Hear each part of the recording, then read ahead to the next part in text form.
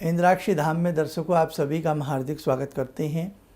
आज के दिन जिन जातकों का जन्मदिवस है, मैरिज एनिवर्सरी है, उन सभी को हमारी तरफ से बहुत बहुत शुभकामनाएं। सावन का महीना प्रारंभ हो चुका है। हालांकि कुछ प्रांतों में जैसे महाराष्ट्र में अभी 12-13 दिन के बाद सावन प्रारंभ होगा। जब भी हो भगवान शिव की महिमा और भगवान शिव का गुणगान करने का समय हमें बहुत अच्छे से प्राप्त हुआ है।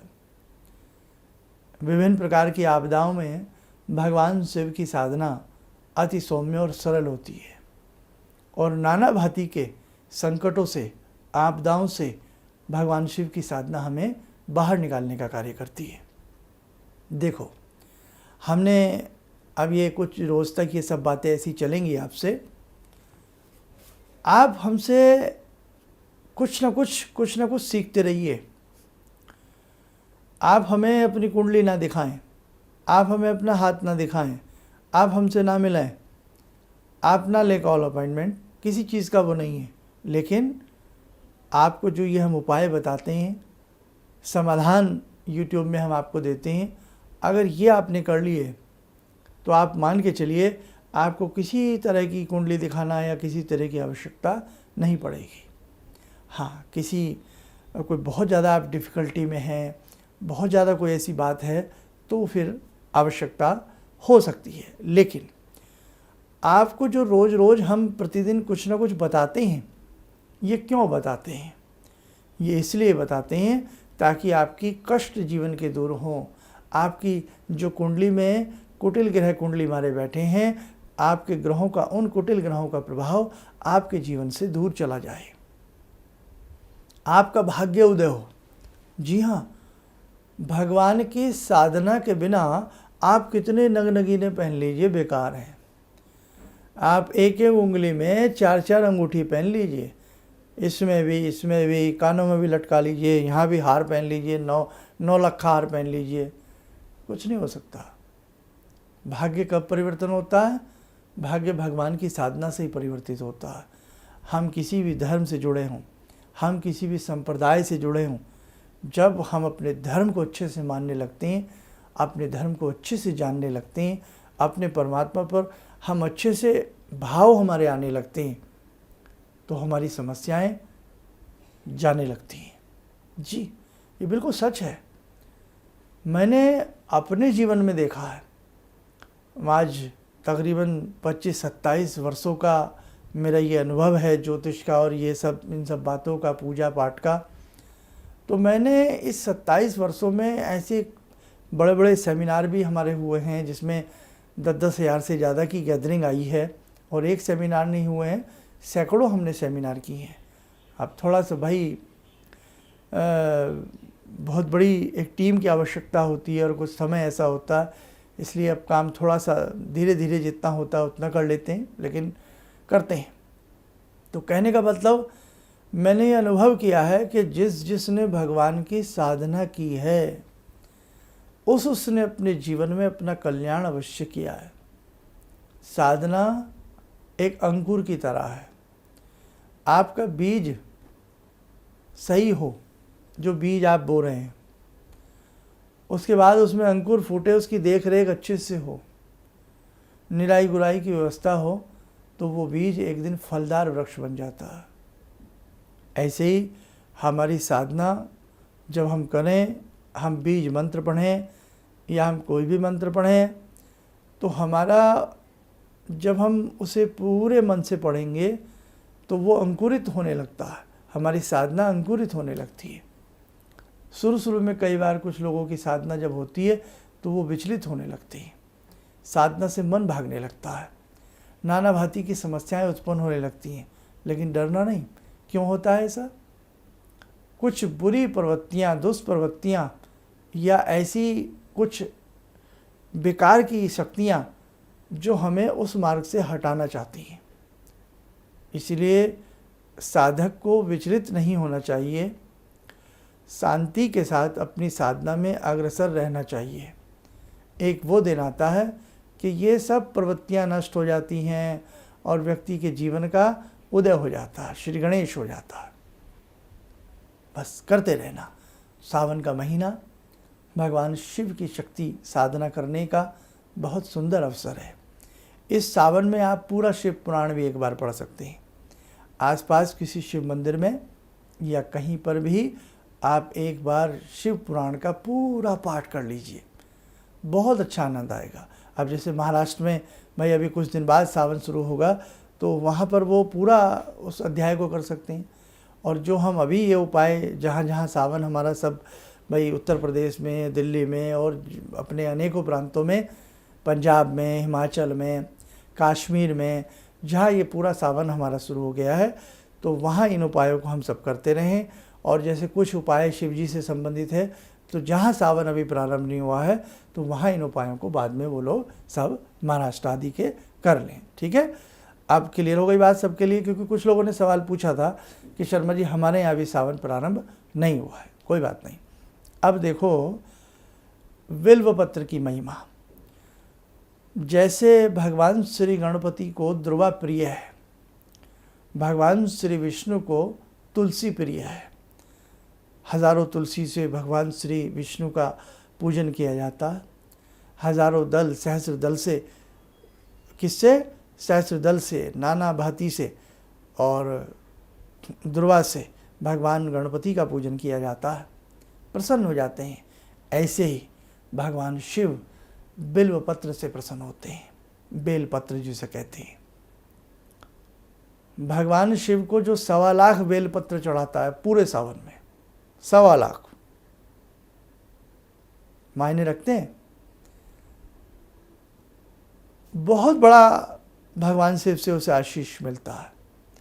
मतलब इतने खुश होते हैं भगवान जो उन पे बेल पत्र चढ़ाता है कि आप पूछिएगा मत। 1.25 लाख परिक्रमाएं, हमेशा शिवलिंग की जो परिक्रमा होती है वो आधी होती है। जो शिवलिंग का अर्घा होता है, जलहरी जो होती है, उसे पार नहीं किया जाता, बताया था ना। तो ऐसी आधी परिक्रमा, जैसे हमने ऐसे आए, ये हो गई 1, फिर इधर आए, ये हो गई 2, 1.25 लाख परिक्रमाएं जो पूरे सावन में करता है, अद्भुत योग की प्राप्ति होती है। ऐसे ऐसे शिव जी के उपाय शास्त्रों में हैं, ऐसे ऐसे हमें साधु सन्यासियों से उपाय प्राप्त हुए हैं। मेरा तो बचपन से लेकर अब तक सारा जीवन इस प्रकार का ही रहा है कि ऐसे ऐसे उपाय साधु सन्यासियों से मिले हैं जो मैं हमेशा आपको कुछ ना कुछ उसमें से बताता रहता हूँ।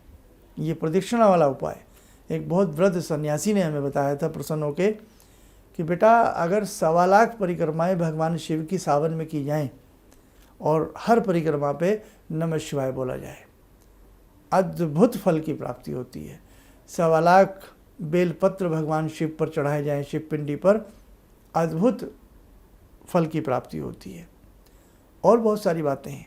ऐसे ही भगवान शिव के 8 नाम होते हैं। उन नामों को बोलते हुए जो प्रतिदिन भगवान शिव को यानी कि शिव पिंडी पर चावल चढ़ाए, मदार का पुष्प चढ़ाए या उनके श्री चरणों में कोई भी चीज़ चढ़ाए, अर्पण करे, तो भगवान शिव शीघ्र प्रसन्न होते हैं। तो आइए उन 8 नामों को हम बोल देते हैं। आप लोग उन नामों को ध्यान से सुने। भगवान शिव इन 8 नामों से बहुत प्रसन्न होते हैं। इन 8 नामों के द्वारा हम चावल, पुष्प, बेलपत्र कुछ भी भगवान शिव के ऊपर चढ़ावें तो वो अति प्रसन्न होते हैं। प्रथम नाम ओम भवाय नमः, ओम रुद्राय नमः, ओम शर्वाय नमः, ओम पशुपतये नमः, ओम उग्राय नमः, ओम महानाय नमः, ओम भीमाय नमः, ओम ईशानाय नमः। ये भगवान शिव के 8 नाम हैं। नोट कर लेना आप। इन नामों को आप बोलते रहें। जैसे हमने बोला ओम भवाय नमः, पुष्प चढ़ा दिया, चावल चढ़ा दिया। प्रतिदिन का नियम बना लो कि ये 8 नाम मंदिर में जाओ, बोलो और कुछ ना कुछ चावल, बेलपत्र या मदार का पुष्प कुछ भी चढ़ाओ, या हम जल चढ़ाते हुए समय ही 8 नाम बोल दें, दूध चढ़ाते समय ही 8 नाम बोल दें। बहुत अच्छा। अब बहुत लोग दलीलें देते हैं, साहब दूध खराब हो जाता है, किसी को पिला दिया जाए, किसी को पिला, अरे हम कितना दूध चढ़ा रहे हैं, देने वाला कौन है? भगवान है ना। इतना सा दूध चढ़ाते हैं और हमारे यहाँ पर पार्टी हम चढ़ाते हैं। और रही बात किसी को पिलाना या किसी को भूखे का पेट भरना, वो परंपरा हमारे यहाँ बखूबी है। आप जितने भी हम यहाँ पर ये सब कार्यक्रम सुन रहे हैं, तो क्या हम सब दान पुण्य नहीं करते? सब करते हैं। आप हमारे बड़े बड़े आश्रम देखिए, हरिद्वार जाइए, आप बद्रीनाथ जाइए, केदारनाथ जाइए, गंगोत्री जाइए, जमुनोत्री जाइए, आप महाराष्ट्र के किसी धाम में जाइए, आप जगन्नाथ जी जाइए, देखो कैसे बड़े बड़े विशाल भंडारे चलते हैं। तो ये हमें बहुत लोग ऐसे होते हैं जो क्रिटिसाइज़ करते हैं हमें कि साहब आप दूध बेकार कर रहे हैं। तो ये सब ऐसा नहीं है। हम लोग अगर भगवान को कोई चीज़ चढ़ाते हैं तो हमारे यहाँ इंसानों को के लिए भी ऐसा नहीं है। बड़े बड़े आश्रम हैं, बड़े बड़े इस प्रकार के रोज़ भंडारे चलते हैं। आप देखिए कितने गुरुद्वारों में कितनी सेवा भाव से वो सबको लंगर कराते हैं, सबका पेट भरा जाता है।